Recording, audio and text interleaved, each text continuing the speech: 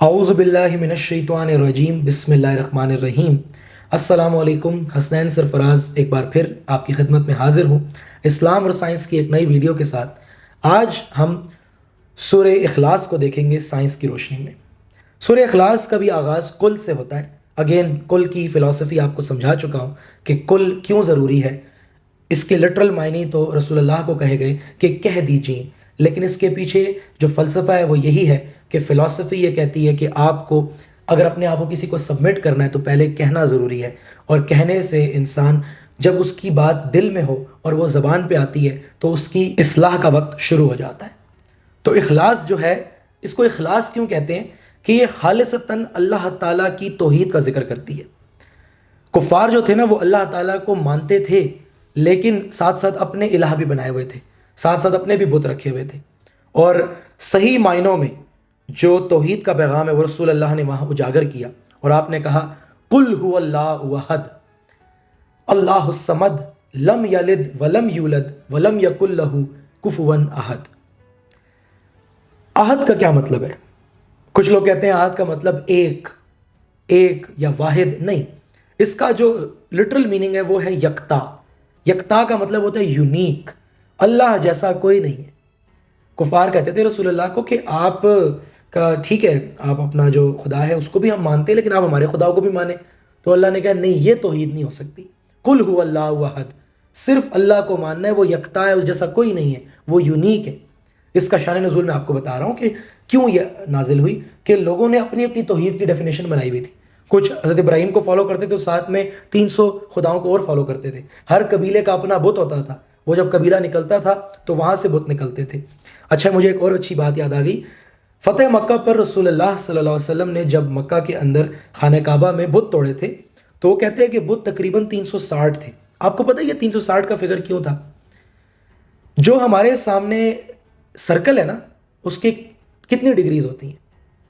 0 سے شروع ہوتا ہے اور ایک ریولوشن کمپلیٹ ہوتی ہے 360 پہ۔ یہ کانسیپٹس پرانے زمانوں کا ہے۔ دنیا کے سینٹر سے جب دنیا کو ناپا جاتا تھا تو اس کے 360 اینگل کیے جاتے تھے، 90 ڈگری پہ بندہ بالکل ٹرن اراؤنڈ ہو جاتا تھا۔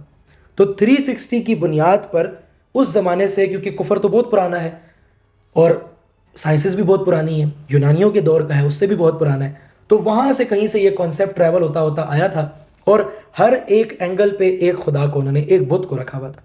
کچھ ایسے انٹرپریٹ کیا جاتا ہے، میں یہ نہیں کہتا ہوں کہ یہ بات بالکل ہی جو ہے 100% سچ ہے، اس کے اوپر بھی انٹرپریٹیشنز ہیں۔ کچھ کہتے ہیں کہ نہیں، یہ جو ہے 360 قبائل تھے جس کی وجہ سے 360 بت تھے، لیکن میں نے جو پڑھا، میری جو تھوڑی بہت تحقیق ہے، کہ میتھس کے اندر جو 360 کا کانسیپٹ ہے نا، یہ 400 بھی ہو سکتا تھا۔ میں اکثر پوچھتا ہوں لوگوں سے کہ یہ 400 کیوں نہیں ہے، تو اس کا کوئی جواب نہیں ہوتا۔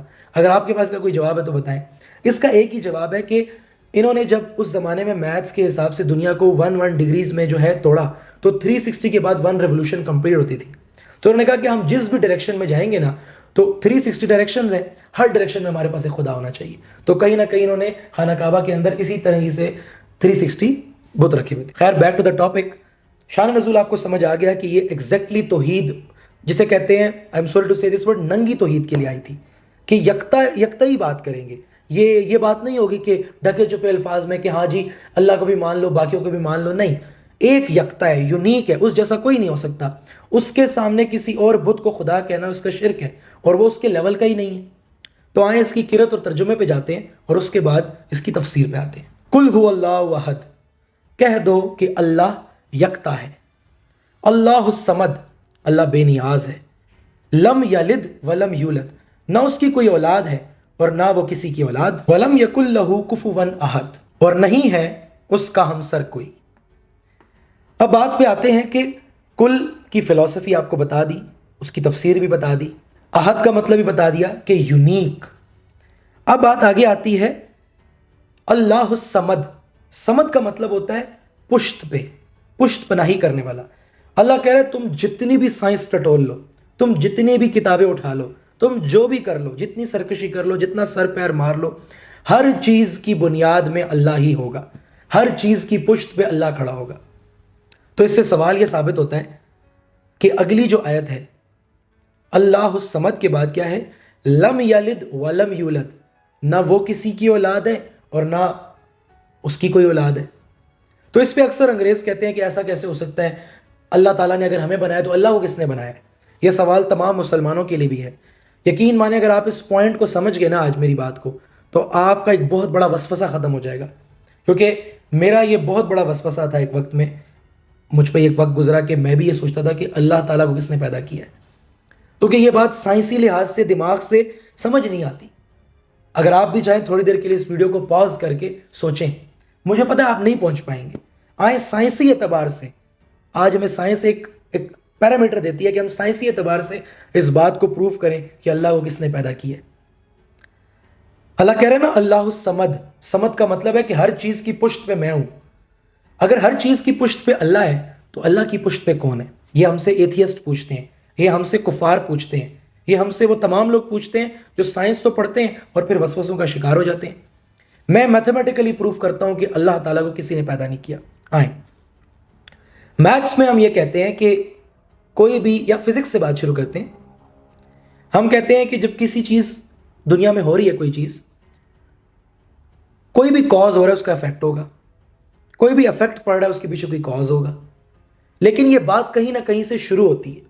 مثال کے طور پہ ہم نے فزکس میں پڑھا ہے فورس اینڈ موشن، ہم کائنامیٹکس پڑھتے ہیں، ڈائنامکس پڑھتے ہیں، ہم کہتے ہیں باڈی ریسٹ میں ہوتی ہے، باڈی کے اوپر کوئی چیز موشن لگاتی ہے، باڈی ریسٹ میں ہوتی ہے، وہ موشن میں کیسے جاتی ہے؟ جب اس پہ فورس لگتی ہے۔ اگر ہم کہیں کہ یہ فورس کون لگا رہا ہے تو ہم کہتے ہیں کہ انسان لگا رہا ہے، بات ختم ہو گئی۔ کہنے کا مقصد یہ ہے کہ ہر چیز کے پیچھے کوئی پشت پناہی ہوتی ہے، ہر چیز کے پیچھے کوئی انیشیٹر ہوتا ہے۔ تو مان لیتے ہیں کہ اللہ تعالیٰ نے انسانوں کو بنایا، کیونکہ انسان تو ریالٹی ہے، اللہ کو ہم نے نہیں دیکھا لیکن انسان تو دیکھے ہیں ہم نے۔ انسان ہم یہ مانتے ہیں کہ اللہ نے بنائے ہیں، اللہ کو کس نے بنایا ہے؟ تو میتھس یہ کہتی ہے کہ کسی بھی چیز کو جب آپ نے ایکسپلین کرنا ہوتا ہے تو اس کے پیچھے کوئی اس کا فارمولا ہونا چاہیے، کوئی اس کے پیچھے وجہ ہونی چاہیے، کوئی ریزن ہونا چاہیے وہ کہاں سے آئی ہے۔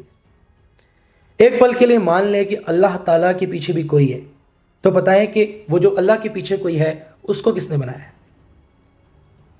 کہیں نہ کہیں آپ نے اس بات کو تو روکنا ہوگا، ورنہ تو یہ بات کبھی ختم ہی نہیں ہوگی۔ اگر اللہ کو کسی اور نے بنایا اور اس کو کسی اور نے بنایا اور پھر اس کو بھی کسی اور نے بنایا ہوگا تو کہیں نہ کہیں تو اس بات نے رکنا ہے۔ جہاں رکنا ہے اسی کو اللہ کہتے ہیں۔ بات کی سمجھ آئی؟ سائنٹیفکلی آپ کو کہیں نہ کہیں تو رکنا ہوتا ہے، ایسا تو ہو ہی نہیں سکتا نا۔ دیکھیں دنیا میں انسان تو حقیقت ہے، انسان تو موجود ہے، لیکن اس کا ایک خالق ہے۔ مان لیتے ہیں ایک پل کے لیے کہ اللہ تعالیٰ ہمارا خالق نہیں ہے، اللہ کو بھی کسی نے خالق بنایا ہے، اللہ کو بھی کسی نے بنایا ہے۔ تو سوال یہ کہ اس کو پھر کس نے بنایا؟ اگر اس کو کسی اور نے بنایا تو پھر اس کو کس نے بنایا؟ تو یہ بات ختم نہیں ہوتی۔ تو اب آپ کو میری بات سمجھ آ رہی ہے کہ اس کو کہیں نہ کہیں تو رکنا ہے۔ آپ کہتے ہیں آگے 10 لوگوں تک چلے جائیں، یا مثال دے 20 50 100 1000 1 لاکھ 1 کروڑ 10 ارب لوگوں تک چلے جائیں، کہیں نہ کہیں آپ کو رکنا ہوگا کہ ہاں یہ ہے جس نے بنایا، اس کو کسی نے بنایا۔ تو وہ جس کو آپ وہ مانیں گے نا، ہم اس کو اللہ مانتے ہیں، کیونکہ ہم نے اللہ کو دیکھا نہیں ہے۔ اسی لیے کہتے ہیں اللہ یونیک ہے، اللہ یکتا ہے، اللہ ہمیشہ سے ہے۔ تو اسی لیے کہتے ہیں کہ اللہ کی کوئی اولاد نہیں ہے اور نہ ہی اللہ کسی کی اولاد ہے۔ تو آپ چاہیں نہ چاہیں آپ کو ایک کو ماننا پڑے گا۔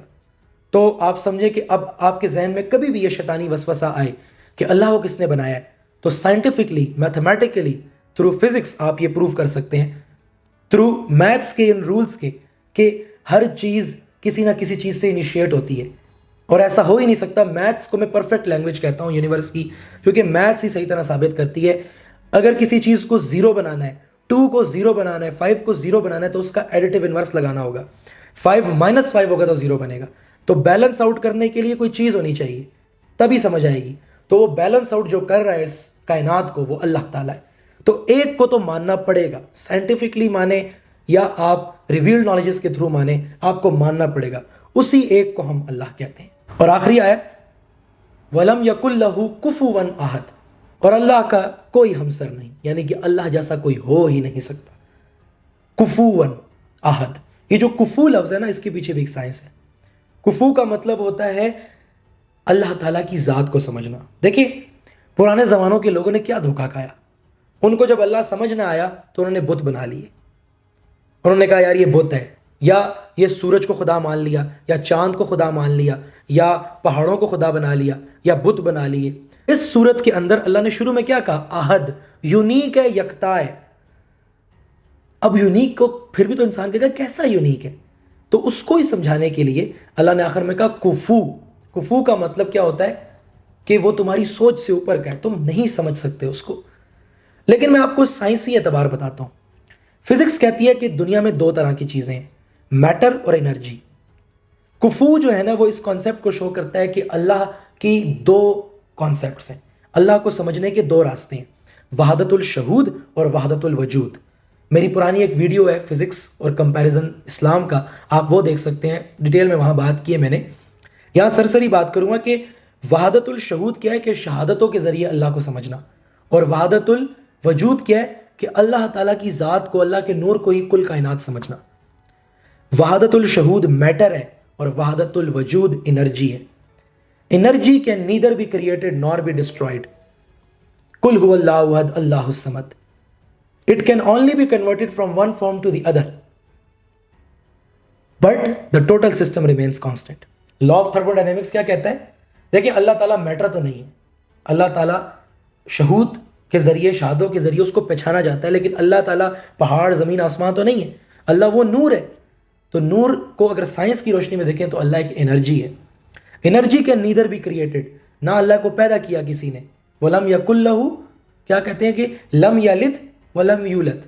Energy can neither be created nor be destroyed. نہ انرجی کو کریٹ کیا جا سکتا ہے، نہ ڈسٹرائے کیا جا سکتا ہے. انرجی کہاں سے آتی ہے یہ کسی کو نہیں پتا. It can only be converted from one form to the other. اللہ تعالیٰ نے اپنے نور سے ہی کن بولا تو اللہ کے نور سے کائنات بنی، پنجتن پاک بنے، صحابہ بنے، انسان بنے، انبیاء بنے. اللہ نے سب کو اپنے نور سے پیدا کیا، چاہے وہ انسان ہو، جن ہو، چاہے وہ اس کی کوئی بھی مخلوق ہو، انرجی سے پیدا ہوئے. But the total system remains constant. اور سب چیزوں کو اللہ نے تھاما ہوا ہے. اگر اللہ نہ تھامے تو یہ کائنات 2 دن میں ہی گر جائے. 2 دن تو بہت میں نے بڑی بات کر دی، 2 لمحے میں گر جائے. کہنے کا مقصد یہ ہے کہ سائنس کے ذریعے میں زیادہ بہتر سمجھ پا رہا ہوں اللہ کو. تو سائنس ہمارے خلاف نہیں ہے. سائنس ایک اینگل ہے، ایک ایکوائرڈ نالج کا اینگل ہے جس کے ذریعے اللہ کو سمجھا جا سکتا ہے. احد ہے اللہ، یونیک ہے، سمد ہے، ہر چیز کی پشت پہ ہے. میتھمیٹیکلی میں نے پروف کیا، نہ وہ کسی کی اولاد ہے نہ اس کی کوئی اولاد ہے. یہ بھی میں نے آپ کو پروف کیا انرجی کے کانسیپٹ سے. Energy can neither be created nor be destroyed. E=mc²، ایک فارمولا ہے آئنسٹائن کا کہ انرجی ماس میں کنورٹ ہوتی ہے، ماس انرجی میں کنورٹ ہوتا ہے. لیکن انرجی کہاں سے آتی ہے، ماس کہاں سے آیا ہے، یہ آپ کو سائنس نہیں بتا سکتی. تو سائنس جہاں سے ختم ہوتی ہے وہاں سے اسلام شروع ہوتا ہے. لیکن اسلام کے جتنے فزیکل فینومیناز ہیں وہ ہمیں سائنس ہی سکھا سکتی ہے. اپنی بات کا اختتام اس بات پہ کروں گا کہ اس اللہ جیسا کوئی نہیں ہے. سائنس بھی اللہ کی ہے، قرآن بھی اللہ کا ہے، یہ کسی انگریز کا نہیں ہے، یہ اللہ نے ہی پیدا کیا ہے. ان دونوں راستوں سے، ایکوائرڈ نالج سے اور ریویلڈ نالج سے، اللہ کی ذات کو ہمیں سمجھنا ہے.